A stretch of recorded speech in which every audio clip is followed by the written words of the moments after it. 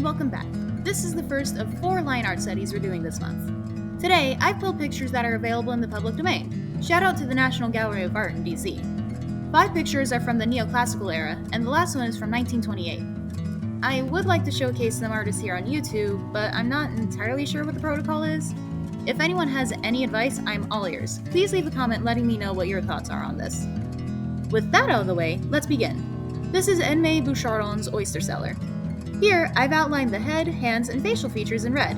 I love her facial expressions so much, and I'm thinking it has something to do with the turn of the eyes and downward quirk of the mouth.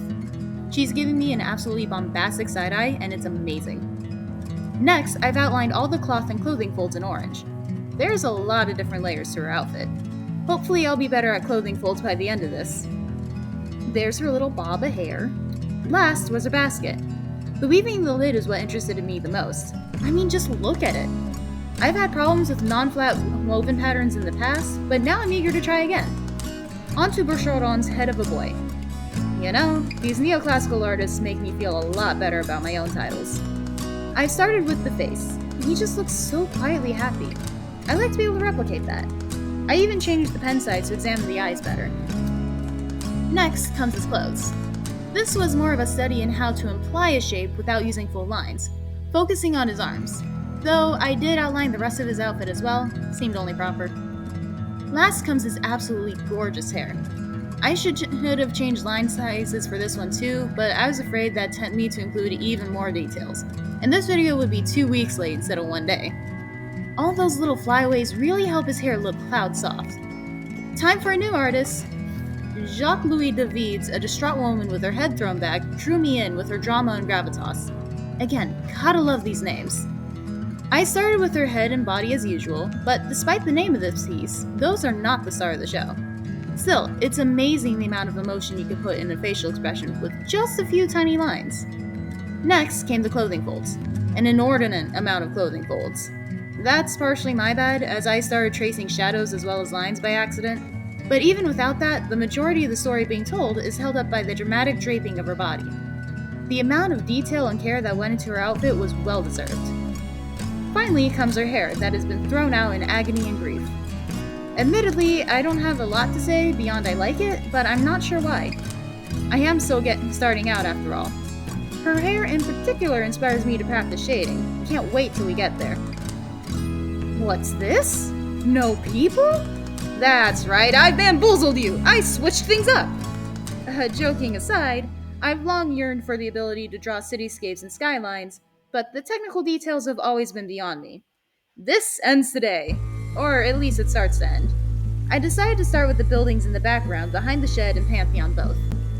There were a lot more fiddly bits and bobs in the background than I was expecting, but those bits and bobs are what have been holding me back, so I can't complain too much. I think this is a great exercise in perception and cuboidal shapes both. Next, I did what I've been calling a shed, but it looks more like a workshop or market stall of some kind. Any Parisian historical architects in the audience, hit me up, I'm curious. This one had even more detail than the background buildings, but I was expecting that. I was not expecting the various arches though, because somehow, someway, I didn't see them when selecting this piece. Oops. I mean, I would have picked it anyways, and I had fun with them. But still, it was a lot more angles and curves than I was expecting.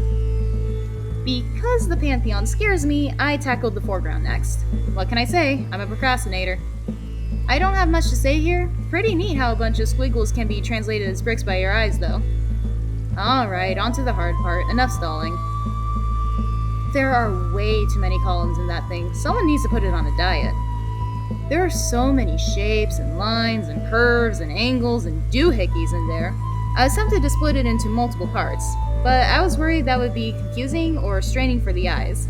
What do you think?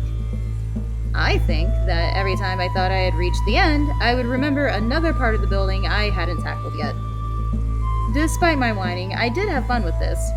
It was almost like a jigsaw puzzle, and I feel like I learned a lot about construction and how to mash shapes together in a way that works. On to the next thing.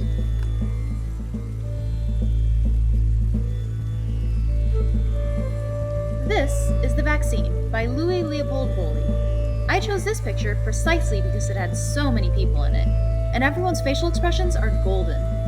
I remember being that little kid in the lady's lap on the left after getting my puppy shots and waiting for my brother.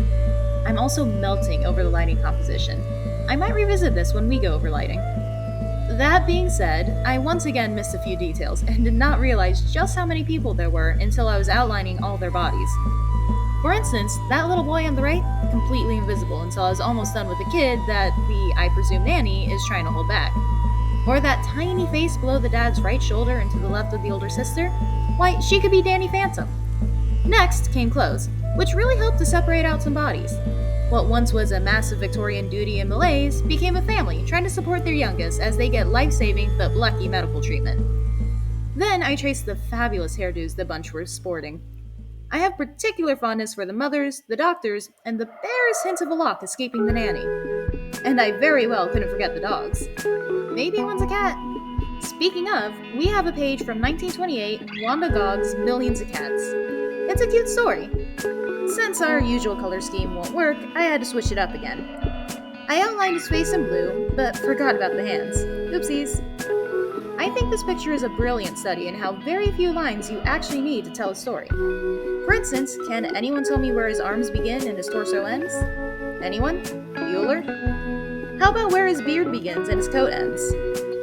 Gogg used shadows and shading in place of lines in several key areas, and I find the effect quite charming.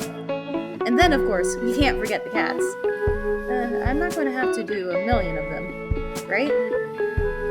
Thanks so much for watching. I'll see you later!